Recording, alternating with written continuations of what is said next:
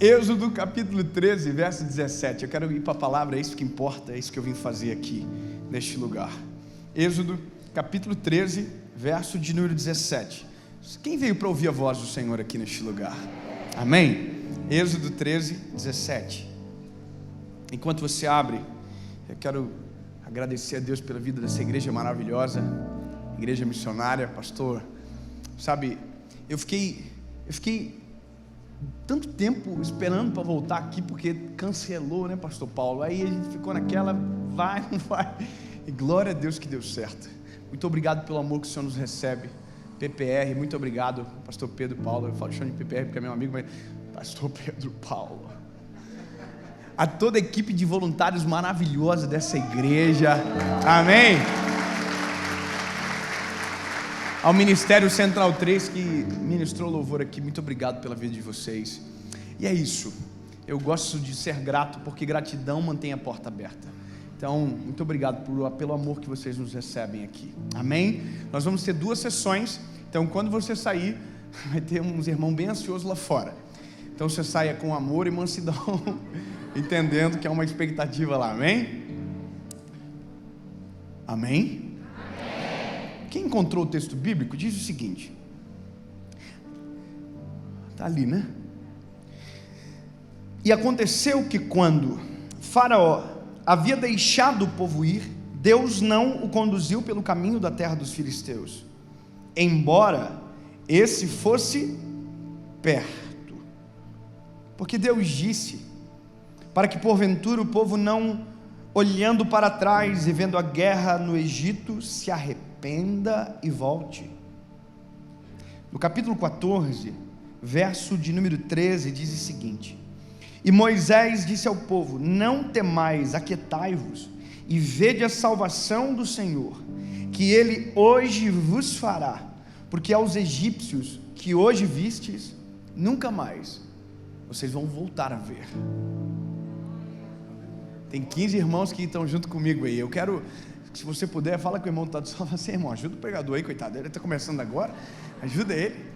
Eu quero que você entenda o que eu acabei de dizer para você. Eu vou parafrasear: os inimigos que vocês viram hoje, vocês nunca mais vão voltar a ver.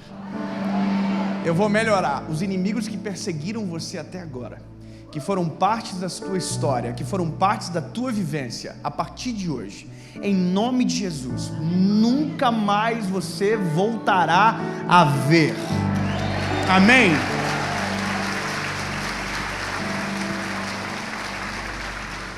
Eu quero te explicar porque eu estou com essa palavra aberta. Nós nos movemos por uma direção de Deus sempre. Eu costumo dizer que nós não escolhemos o que vamos falar. A palavra ela não é nossa, a mensagem ela não é nossa. Eu sou o pregador que prega a mensagem que não é minha, a mensagem é dele, a mensagem é de Jesus. É a palavra, não fui eu que escrevi. Então eu sou um garçom que serve o que o dono da casa deseja. E isso muda por estações, muda por temporadas, muda de acordo com o lugar. E Deus ele faz isso porque Deus ele é personalizado, não no sentido de se adequar às nossas necessidades, mas às nossas demandas genuínas. Deus tem respostas individuais para você. Eu quero que você entenda: o Deus de toda a criação sabe o seu nome, sabe quem você é, sabe a sua história, sabe a sua oração e conhece a sua voz. Nós colocamos Deus como um Deus distante, um Deus que não responde, um Deus que não interage, um Deus que é soberano, mas não é interativo, não é pessoal. Não, o Deus que servimos, ele é um Deus pessoal. E sabe, essa palavra nasceu no meu coração, e para que eu pudesse pregar para você, eu fui experimentado por ela primeiro. Então nada melhor do que pregar aquilo que nos pegou primeiro, para que isso tenha veracidade prática, para que você compreenda. Olha só, para quem nos acompanha no YouTube ou em outra rede social, se você não nos acompanha, dá uma moral lá. Verdade. Quem aqui que acompanha no YouTube lá? Você acompanha? Olha que top. Vocês curtem o vídeo quando vê? Olha, brincadeiras à parte, a cada 2 meses nós gravamos uma série. E a série que nós gravamos agora 1 mês atrás, a série Nova Estação, assim como o evento que hoje nós estamos realizando, essa celebração que hoje estamos realizando aqui, que foi adiado a primeira gravação ou a primeira data da série Nova Estação era para ter sido lá no ano passado.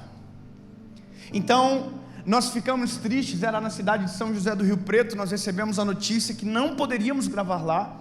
A cidade fechou por completo, a igreja diminuiu a capacidade, e ainda no meio de tudo, o pastor da igreja, um grande amigo meu, veio a falecer de Covid. Então aquela série Nova Estação foi suspensa, nosso coração ficou dolorido, nós choramos pela morte dele. E interessante porque nós tínhamos que gravar outra série com outro nome, porque eu não queria gravar a mesma série em outro lugar.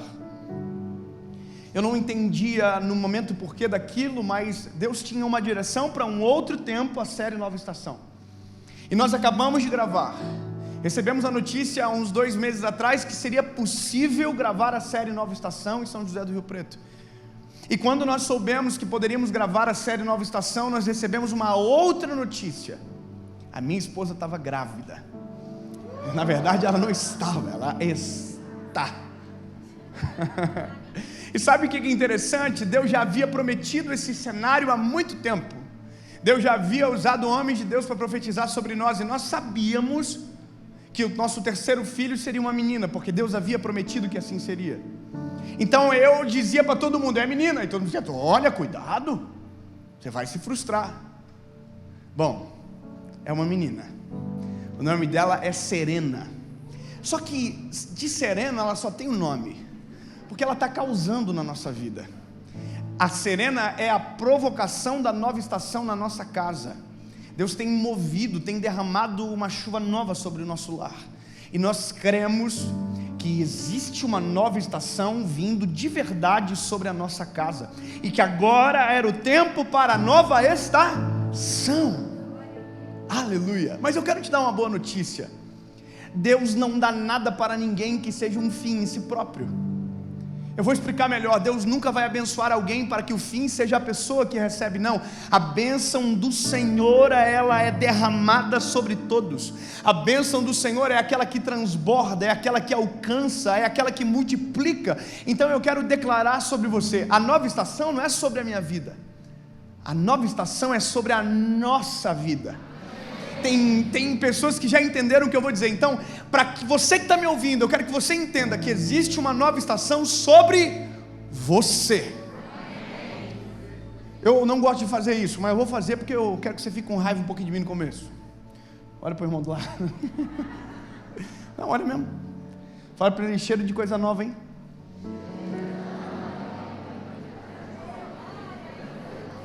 Sabe? É essa sensação que tem invadido o meu coração. Hoje, irmão, eu estava num consultório médico para visitar, eu estava lá. Aí eu recebi um vídeo, uma notícia. Comecei a chorar no consultório. Por quê? Porque eu estou sentindo há dias um cheiro de uma coisa nova. Deus tem feito coisas extraordinárias. E aí eu entendo que é para mim, é sobre nós, mas é também sobre quem nunca me ouviu, sobre quem nunca saberá o meu nome. Porque na verdade há um interesse de Deus que nós vivamos um seu novo tempo, que a gente vive uma novidade de vida, como os Salmos diz, uma nova estação.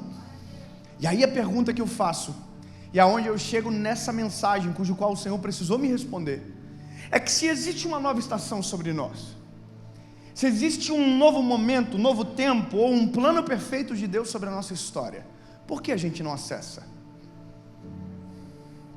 Porque tem gente que vive a vida inteira da mesma forma, no mesmo lugar, do mesmo jeitinho, nunca muda. Por que tem gente que a vida é cíclica?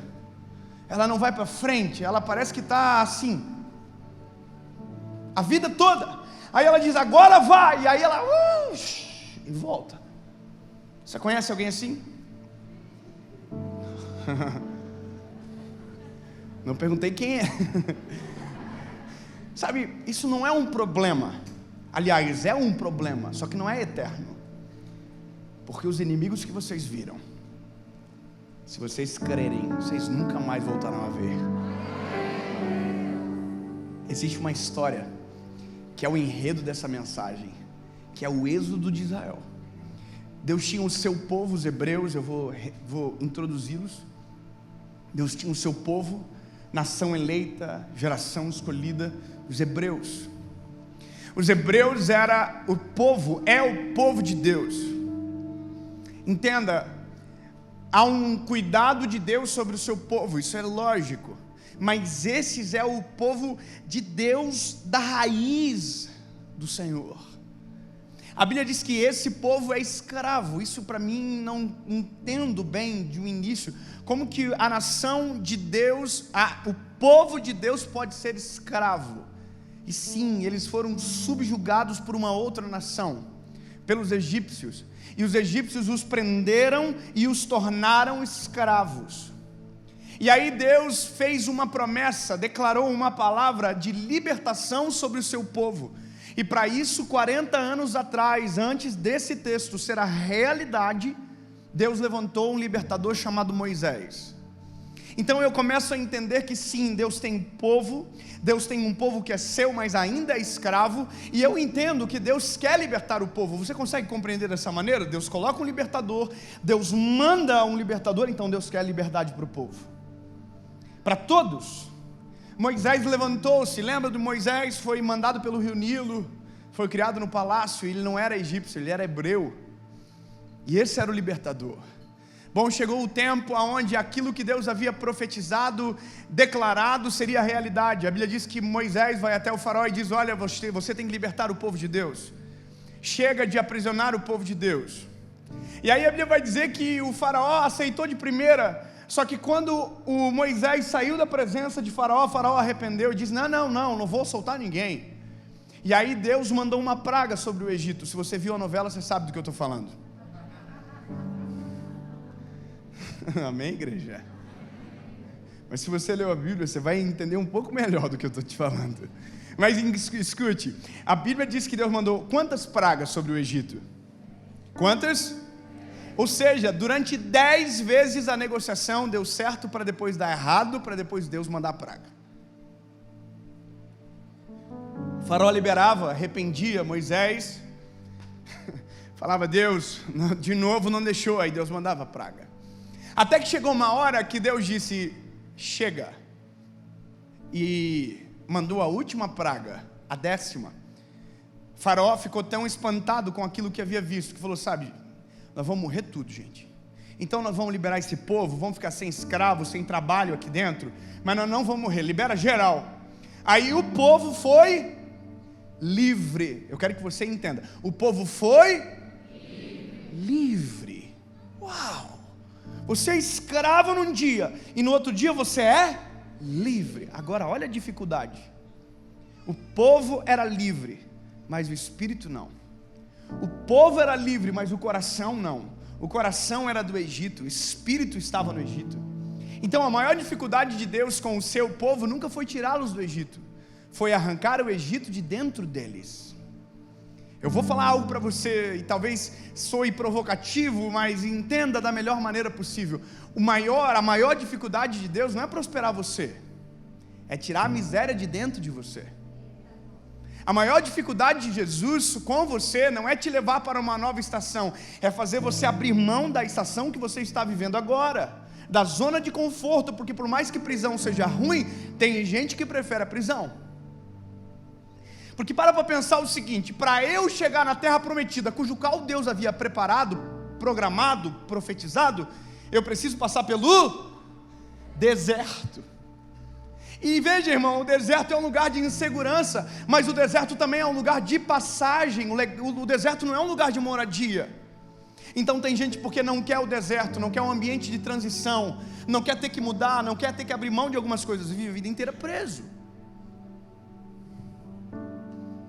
E sabe, isso é difícil de entender, mas eu vi um vídeo esses dias que eu fiquei chocado. É um meme, mas é verdade. O rapaz chegou na frente da delegacia e pediu para ser preso. Você já viu esse vídeo? O rapaz chega na frente da delegacia de bicicleta e diz: eu quero ser preso.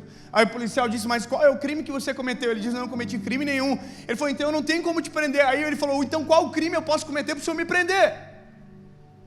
Aí ele falou: não estou entendendo, por que você quer ser preso, rapaz? Ele falou: porque se eu estiver preso, eu sei aonde eu vou dormir e o que eu vou comer. A prisão pode te dar segurança, o ambiente de conforto pode te dar estabilidade, mas ele não te leva para lugar nenhum, ele te aprisiona em uma estação da sua vida cujo qual você nunca vai romper. Então, se você quer ter certeza do que você vai comer, se você quer ter certeza de onde você vai dormir, então fique na estação que você está para sempre, porque o novo de Deus vai exigir de nós fé, coragem, ousadia, intrepidez, para que a gente diga: Senhor, não importa o lugar, eu quero viver. E essa é a loucura do desafio de Deus com o povo, e Deus não é bobo. Irmão, Deus é...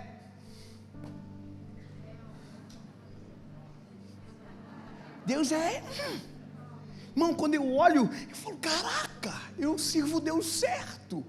Porque Deus conhece o povo deles e diz: eu vou mandar eles pelo caminho mais longe. Porque se eu mandar eles pelo caminho mais perto, eles vão virar para trás e vão querer voltar. Irmão, Deus sabia que o problema do povo não era o futuro, era o excesso de passado. Deus está olhando para o povo, está dizendo: se eles olhar para trás, eles ficaram tanto tempo lá, que eles vão dizer: vamos voltar a ser quem a gente era antes. Por isso que a nova estação nunca vai combinar com a velha estação. Deus sempre vai nos levar para longe, Deus sempre vai mudar os cenários. Eu não estou falando de espaço geográfico, estou falando de emoções, estou falando de alma. Deus muda tudo. Agora, olha que interessante, Deus tirou o povo, aí o povo está em liberdade. Olha a cena, o povo está indo pelo caminho mais longo, caminhando eu vou para Canaã. Aleluia. Aí a Bíblia diz que o povo estava indo e de repente chegou, tinha um mar na frente. Irmão, tinha um mar na frente. Imagina o povo assim: nossa, ó. Alguém trouxe barco? Porque não dá para passar aí não, né? Aí, só que a Bíblia diz que era uma multidão muito numerosa, milhões de pessoas que tinham sido libertas e agora estavam indo para a terra prometida. Então quer dizer que se tem muita gente, tem alguém que está vendo o mar e tem gente que não está vendo o mar. Sim ou não? Porque tem gente que está para trás. Agora o problema é, quem está na frente está vendo o mar, quem está atrás está vendo, sabe o quê? Uma treta ainda pior. Eu vou te dizer o que é. Quando o povo saiu, Deus fez um negócio, Pepe, que eu não sei explicar porquê. Deus endureceu o coração do faraó, e o faraó arrependeu de novo. Só que agora o povo já tinha saído. Sabe o que o faraó fez? Pegou todos os carros de guerra, todos os soldados, e mandou atrás do povo para capturar e matar. Que doideira, irmão. Agora o povo vai ser testado. O povo está na frente do mar, os soldados estão atrás. Sabe o que o povo faz? O povo diz isso aqui: por que, Moisés? Não nesse tom calmo. Por que, Moisés, você nos tirou do Egito para que a gente morresse no deserto? Que absurdo é esse? Olha que reclamação. Eles acabaram de ver 10 pragas, eles acabaram de ver o senso de liberdade que Deus havia deixado e dado a eles, eles acabaram de ser livres, e eles estão reclamando de Deus. Sabe por quê? Porque a gente vê a vida na perspectiva equivocada, a gente vê assim de perto. Quando a gente se afasta para ver o todo, a gente entende o que Deus está fazendo, mas tem gente que só vê o agora, só vê o cenário, o beco sem saída, e não entende que Deus é a resposta, não consegue ver tudo o que Deus já fez, não consegue lembrar de todo o milagre que Deus já promoveu. Se a gente focar só naquilo que está vendo agora e esquecer de tudo que Deus fez, meu amigo, a gente está no sal. Tem alguém que é reclamão aí? Espelho meu, alguém é mais reclamão do que eu? Tem alguém aí? Tem marido que olhou para a mulher e disse assim: eu vi eu vou acelerar um negócio aqui para dizer para você o que Deus fez. O povo reclamou, sim ou não? Moisés clamou. Eu vou dizer a diferença. A diferença do reclamar é que eu reclamo para qualquer um. Clamar, eu só posso clamar para alguém. Então não adianta reclamar, você tem que aprender a clamar. Não adianta murmurar, você tem que aprender a orar e dizer: Deus, eu não sei para onde eu vou, eu preciso que o Senhor me mostre um caminho, ou abra o mar na minha frente. Então o povo reclama, Moisés clama, Deus dá a resposta. Deus não atende a reclamação, Deus atende a clamor. Amém? E aí a Bíblia diz que Deus fala algo para Moisés assim: olha, Moisés, estende o cajado sobre as águas e se prepara, porque vai ser doido. Só que Moisés declara uma palavra para o povo: Deus vai nos salvar, relaxa. take it easy, ó. Mas escutem o que eu vou dizer. Os inimigos que estão vindo atrás de nós e que vocês viram hoje, nunca mais vocês vão voltar a ver. Aleluia. Eu vou melhorar para ficar mais didático ainda. Deus estava dizendo: você vai para uma nova estação, e o teu passado não vai te alcançar na nova estação. Você vai para um novo momento, e aquilo que aconteceu e ficou para trás, vai ficar para trás de uma vez por todas, em nome de Jesus, e não vai alcançar você no novo tempo. Deixa eu fazer uma pergunta aqui. Quem é filho de pai divorciado, levanta a mão. Caraca! Posso falar uma pesquisa que falam sobre vocês? Vocês também vão divorciar. Obrigado. Quem falou? Irmã, vou levar você junto comigo nas mensagens. Para essa parte você gritar bem alto. Tá amarrado. Tem gente que recebe esse tipo de palavra e caminha com ela pro resto da vida. Não, irmão. Se você recebe uma palavra que não é para sua história, você tem que dizer: o sangue de Jesus tem poder. Da minha vez não vai acontecer dessa maneira. Sabe, não vai chegar comigo, não vai ser a minha história. Tá amarrado em nome de Jesus. Vou te dar um presente. Tá amarrado em nome de Jesus. Sabe, entenda bem. Olha aqui. Todo mundo tem passado. Eu tenho. Eu sei aonde eu morei, eu sei a minha família foi disfuncional por um tempo. Só que eu sou uma nova família. Sabe, meus filhos não vão contar as mesmas histórias que eu contei. Sabe, meus filhos não vão poder dizer aquilo que eu disse durante tanto tempo. Meus filhos não irão chorar pelos motivos que me fizeram chorar.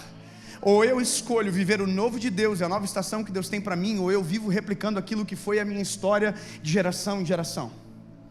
Então Deus está dizendo: meus lindos, os egípcios que te escravizaram não vão te alcançar. Aleluia. O que escravizou as gerações que vieram antes de você não vão te escravizar. Aí a doideira é que o povo: eu estou aqui na frente do mar, irmão, eu sou criativo, eu fico me imaginando a treta, a cena. O mar se abriu. Só eu que fico empolgado com uma coisa dessa, irmão? Não, porque alguém aqui já em Ribeirão já viu o mar abrir? Porque tem que contar para nós, né? Porque o pessoal: eu já vi, fui pescar. Não, irmão, o mar se abriu. Excuse me? Que Deus é esse que abre o mar para que o seu povo passe a pés enxutos? O nosso Deus. Entende? É o nosso Deus, é o nosso Pai. Eu quero que você grave o que o tio David está falando para você. Não existe beco sem saída quando Deus é a... Não existe caminho sem volta quando Deus é o caminho. Então, o mar se abriu. Imagina o povo. Nós estivemos lá, né, mano? Imagina o povo aqui, ó, passando a pé enxuto. Top, grandão. Irmão, imagina eu, já estava aqui já. E aí, meu lindo? Top. Olha aí, ó. Vou gravar uma série aqui enquanto o povo passa aqui. Seguinte: o Deus de Israel está salvando nós tudo. Imagina, irmão, que oportunidade doida. Ei, imagina, pastor. Baby Shark de um lado, Mami Shark do outro. Essa é a minha realidade. Você sabe? Desculpa, foi mal, perdão. Mas o povo está passando e vivendo um milagre. Agora, olha a loucura. O povo chegou no outro lado.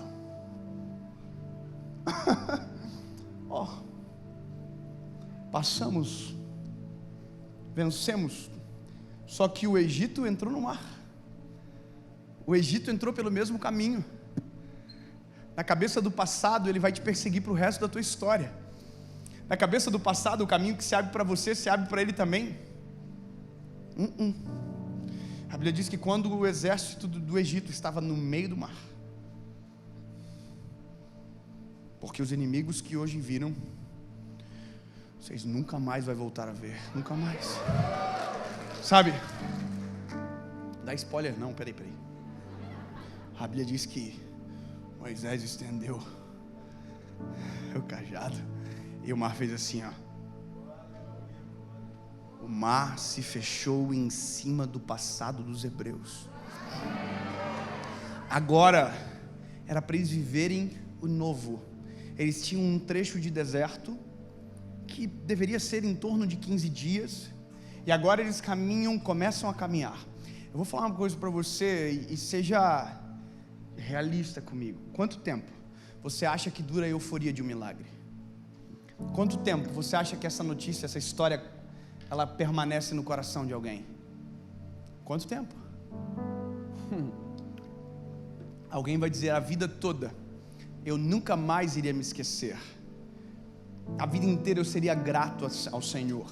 E se eu falar para você que tem gente que vive milagres extraordinários e na manhã seguinte esquece de todos eles? E se eu te falar que tem gente que procura o Senhor por conta de uma demanda, Deus supre a demanda, e quando a demanda é suprida, Ele desaparece? E se eu falar para você que esse povo que foi liberto, que passou o mar vermelho a pés enxutos, demorou 3 dias para voltar a murmurar contra Deus? 3 dias. 3 dias. Quantos dias? Oh, que ódio. Se eu fosse Deus, irmão, ia dar muito ruim para nós. Ia dar ruim para você.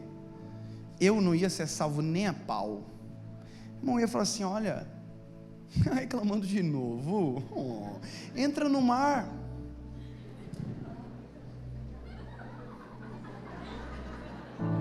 Eu ia abrir de novo, olha, abriu, entrem, voltem para o Egito.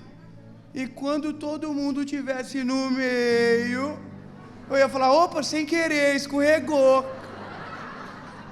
Porque não é fácil lidar com gente ingrata. Não é fácil lidar com gente que não acredita em Deus de verdade. Ele diz que crê, mas na verdade não acredita. Na primeira oportunidade de reclamar, ele trava tudo. A Bíblia diz que o povo está caminhando 3 dias, até o momento que eles falam assim: nós estamos com sede, nós precisamos tomar água. E eles param num lugar chamado Mara. Qual o nome do lugar? Mara. Deus mandou eles parar? Sim ou não? E eles pararam? Mas Deus mandou? E eles pararam? Deus não mandou. Mas eles pararam? Mas Deus não mandou. E eles pararam. Você casou. Deus mandou? Sabe?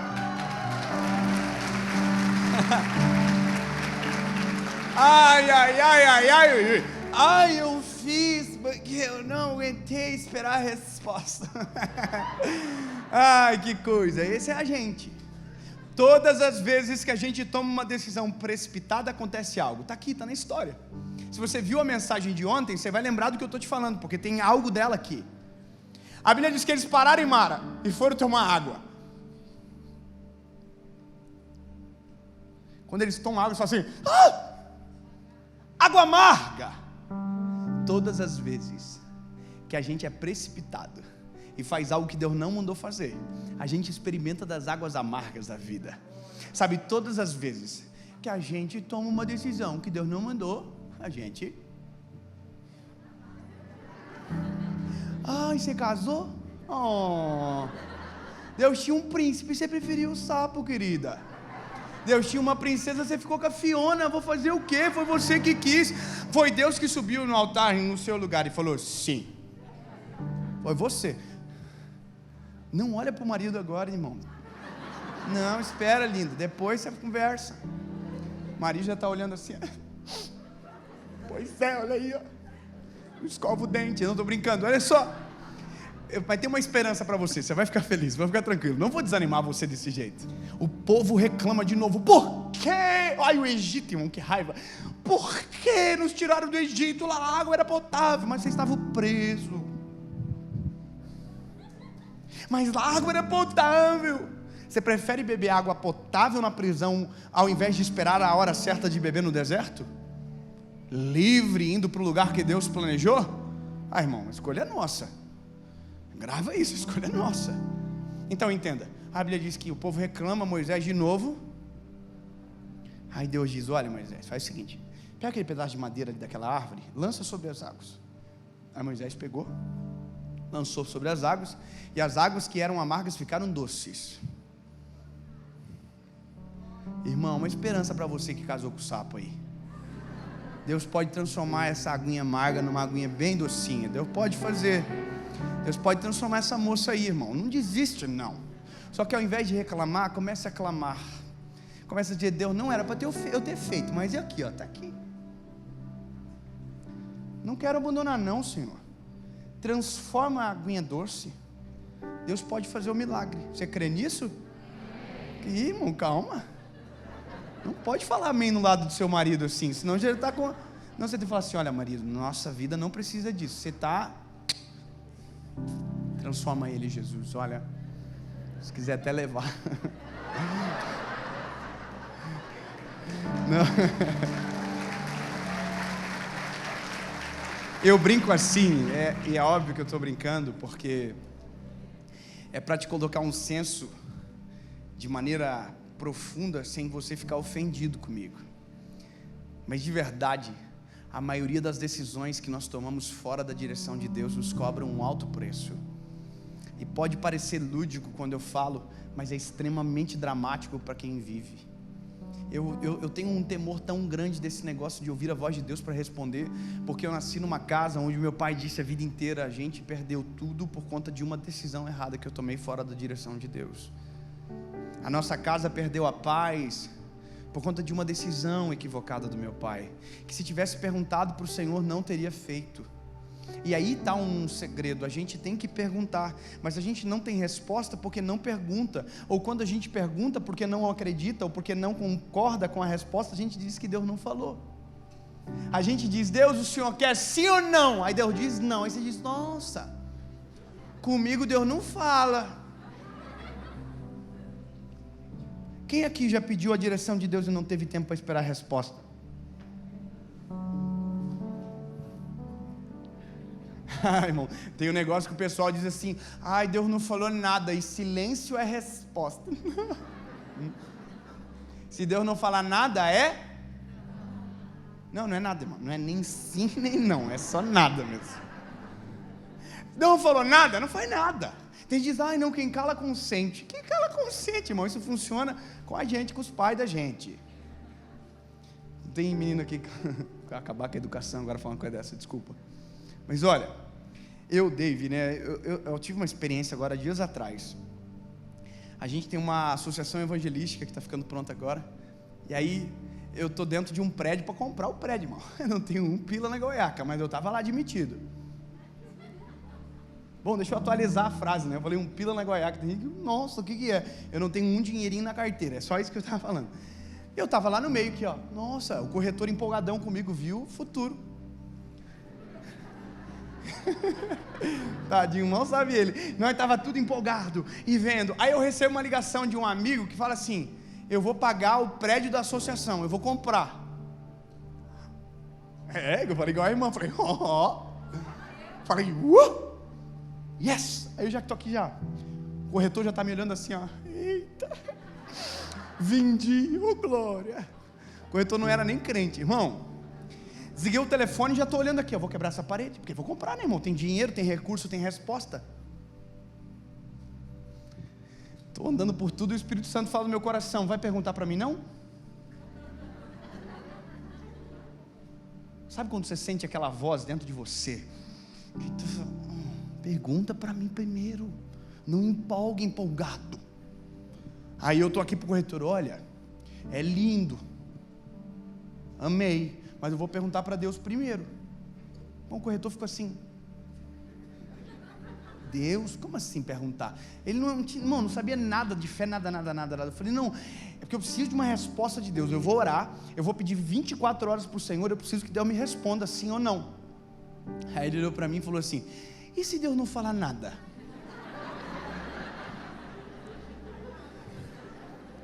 Aí eu falei: eu não vou fazer nada. Fui para casa, irmão. Eu imagino que o corretor foi para casa, aceitou Jesus, dobrou o joelho, falou assim: Deus, fala com aquele menino. Imagina, ele queria vender, irmão. Eu também estava querendo comprar, mas quem manda é o Senhor, não é eu. Sabe o que é o doido? É que a gente vê a vida: assim de pertinho. Deus consegue ver o nosso amanhã, o nosso depois de amanhã, o nosso mês que vem, o nosso ano que vem, a nossa eternidade. Tem coisa que a gente olha e diz, é bom para mim. Deus diz, não, bebê, eu tenho coisa muito melhor para você, só espera. Irmão, eu fui para casa orar. Na verdade eu orei na frente do terreno já. Eu dobrei o joelho no outro lado da rua. Falei, Jesus, ó que maneiro. Estava vendendo para ele, fazendo papel de corretor. Deus, olha que top. Maneiro, né? Eu curti. Eu quero. Mas se o senhor não quiser, tudo bem. Mas eu estou com uma vontade de fazer uma loucura. Fui para casa, cacei versículo, nada. Tentei sonhar, nada. Nada. Irmão, eu sonho com o Batman, eu sonho com umas coisas muito loucas. Minha vontade é acordar e escrever, porque vira um filme do filme, é muito maneiro. A cabeça é uma doideira. Naquele dia, nem com o Batman. Nada. Irmão, deu 24 horas, o corretor me ligou. Deus falou. Já estava crente, irmão, já falou, paz do Senhor, meu amado. Não, brincadeira, mas ele falou, e aí, Deus falou com você? Aí eu falei, não. Vergonha, mano, eu não quis falar, irmão, fazer o quê? Aí ele falou assim, então eu te faço um desconto e parcelo. Aí eu já estava assim, ó. Não, mas não era o recurso, nunca foi sobre o recurso, foi sobre uma resposta, sabe? E essa é a loucura. Nem sempre fará sentido para nós, porque como o nosso olhar é limitado, a gente só vê o agora, a gente não vê o amanhã. E eu confesso para você, o que a gente vive hoje, o que eu estou aqui fazendo, se me falassem há 10 anos atrás, eu jamais iria acreditar, porque eu jamais teria a capacidade de conceber algo tão maravilhoso. A nossa visão é limitada. Irmão, sabe o que aconteceu no dia seguinte que eu declinei da proposta? Nada. Ai Deus, semana que passou, sabe o que aconteceu? Nada, eu aluguei uma sala. Eu aluguei, eu estou pagando. E eu tinha ganhado, e eu estou pagando, não estou entendendo nada. Sério, eu falo, Deus, poxa, estava de graça. Só que eu não sei o amanhã. Aquilo que eu achei grande, Deus já viu e pode ter achado pequeno, e eu não sei. Eu não sei de verdade, eu não sei. Mas David, qual é a explicação? Eu não sei, talvez daqui um ano eu volte aqui e diga, lembra daquilo que eu falei? Agora eu sei, mas só sabe quem espera. Então lindo, escute, o povo bebeu água amarga porque não soube esperar. Mas tem um negócio, acontece, a Bíblia diz que o povo caminha, irmão, peraí, eu vou ler para você ficar com raiva junto comigo. Não é um bom sentimento, mas você talvez se espelhe. E chegaram a Elim, onde havia 12 fontes de água e 70 palmeiras. Sabe quantos dias eles caminharam para chegar até Mara? Quantos? Sabe quantos quilômetros deu isso? Cerca de 160 quilômetros. 160 quilômetros caminhando. Agora, sabe qual era a distância de Mara, onde eles pararam, para Elim, onde eles deveriam parar?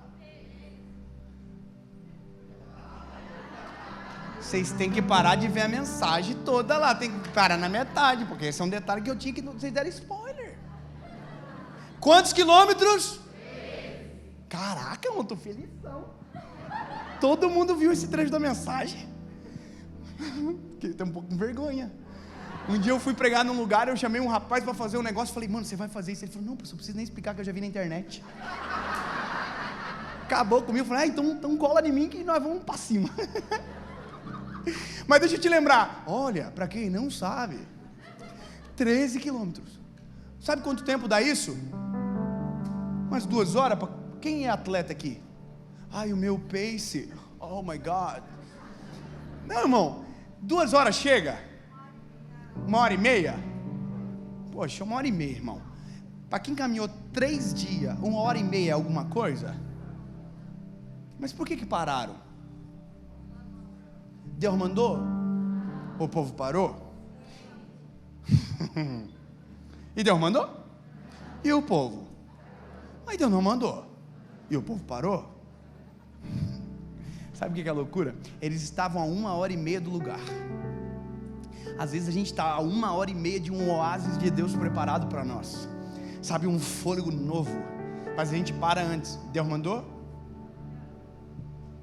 Ai, Jesus amado, que você entenda isso e fique, sabe, remoendo isso durante a sua vida inteira. Não se mova enquanto Deus não falar nada. Sabe, espere a resposta, aprenda a buscar os sinais do Senhor, e você vai saber quando for Deus que vai falar, porque a pergunta que todo mundo faz é: e quando eu vou saber que Deus vai falar? Irmão, vai ter paz no teu coração, vai ter a presença de Deus à tua volta, você vai ter tanta certeza que você vai dizer: é impossível que Deus não falou comigo. Isso é a paz que excede todo entendimento. Quando a palavra diz que a paz seja a árbitra do teu coração, Ele está dizendo: quando é do Senhor, a paz entra no nosso espírito e faz a gente ir pelo caminho correto. Não decida se não tiver paz no coração. Irmão, tem coisas na minha vida que eu enrolo 1 ano para resolver,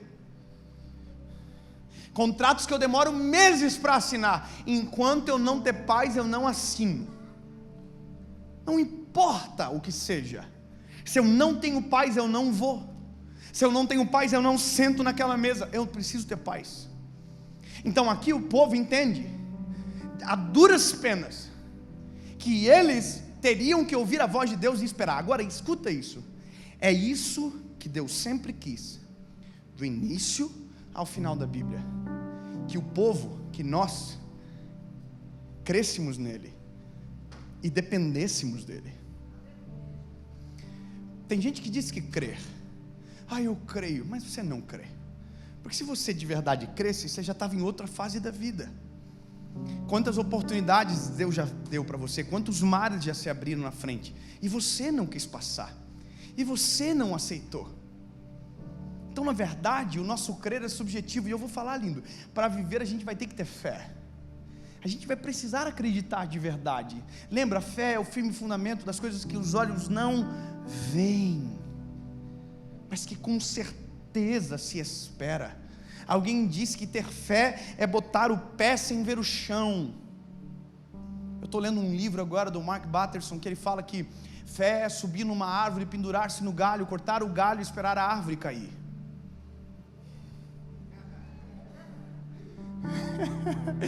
Tá todo mundo assim: nossa,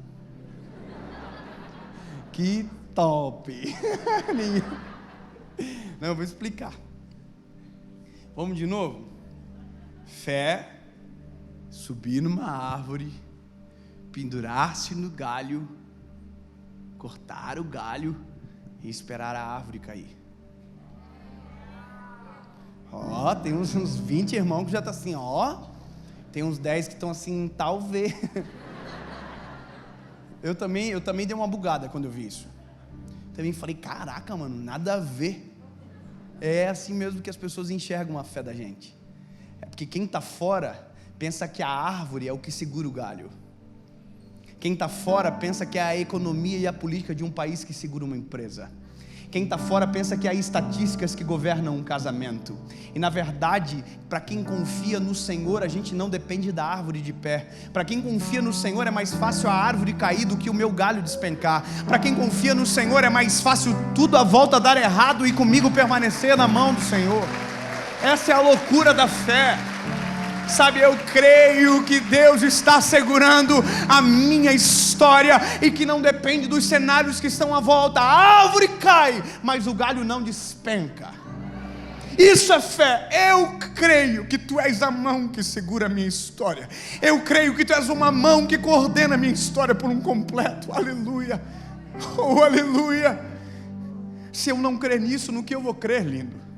Deus sempre quis isso do povo: acredita em mim e confia na provisão. Uma das coisas extraordinárias do deserto desse período é que Deus mandava comida no arraial, caía do céu, o nome era maná. Se você não sabe, maná era uma provisão diária cujo qual Deus derramava sobre o povo, era a comida do povo. Quando o maná caiu a primeira vez sobre o arraial, a Bíblia diz que todo o povo falou assim: que isso? E maná significa que isso?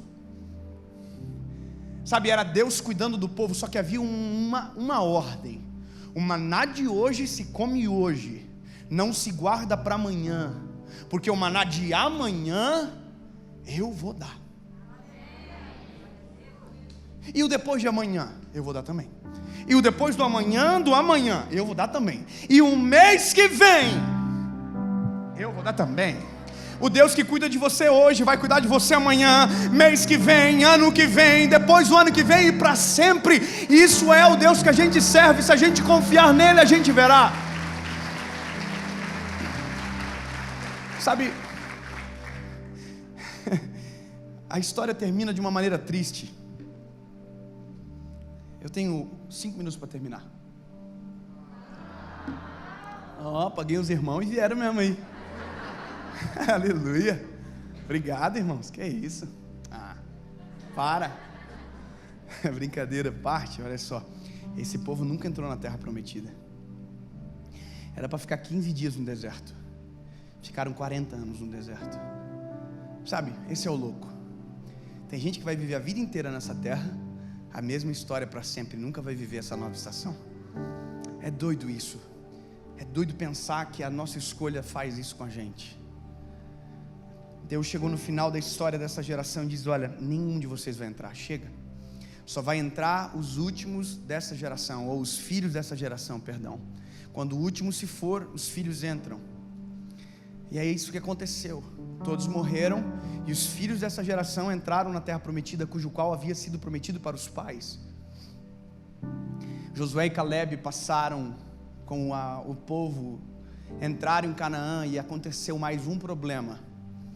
Os filhos daquela geração que morreu no deserto eram exatamente igual aos seus pais.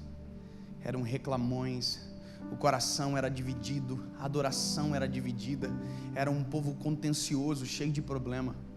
E aí Deus pega um menino, um homem chamado Josué, e usa a boca dele para falar como o povo, na verdade contra. Ele se levanta e disse: lembra da coluna de fogo? Foi o Deus de Israel que fez. Lembra da nuvem de fumaça? Fui eu que fiz. Lembra do mar que se abriu? Fui eu que fiz. Olha Deus doce trabalhando. Ei, lembra do maná? Fui eu. Lembra da água da rocha? Fui eu. Deus está suscitando a memória de tudo aquilo que Deus havia feito pelo povo. Deus está dizendo: fui eu que fiz, fui eu que dei a liberdade, fui eu que fiz com que os calçados crescessem nos pés e as roupas não envelhecessem no corpo. Deus está dizendo: fui eu que fiz. E aí Deus para de falar. Eu imagino que o povo, Pedro, está tudo assim, ó.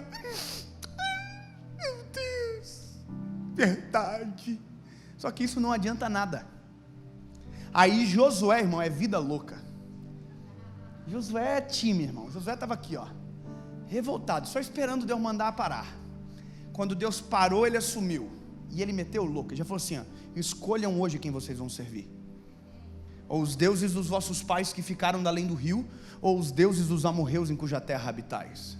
Ele está dizendo: ou um padrão errado que deu lá atrás no teu passado, ou um padrão errado no tempo presente. Você escolhe o que você quer. E aí ele disse: eu tomei a minha decisão, eu e a minha casa serviremos ao Senhor. Em outras palavras, ele está dizendo: não importa o que você vai decidir, eu já decidi, eu e a minha casa serviremos ao Senhor. Doesn't matter, não importa o que está acontecendo à minha volta. Se você não quer, desculpa, o problema é seu, mas eu e a minha casa, nós serviremos ao Senhor. Porque os inimigos que viram hoje, vocês nunca mais voltarão a ver. O passado não vai alcançar. E se você quiser, você pode dizer, você pode, diga, eu e a minha casa serviremos ao Senhor. Eu vou falar uma coisa: eu não estou caçando novidade, eu não estou atrás de novidade na minha vida, não, eu só estou fazendo uma coisa, servindo ao. E quem se encarrega da novidade é Ele, quem se encarrega da nova estação é Ele. Eu só tenho que continuar caminhando, às vezes no deserto, às vezes no vale, às vezes na montanha, mas caminhando, porque sei em quem tenho crido, e sei que é maravilhoso. Eu tenho provas o suficientes de milagres que eu não posso me esquecer. Eu sei que o que me trouxe aqui foi a presença do Senhor. O segredo é Ele, dele, para Ele, por Ele, todas as coisas.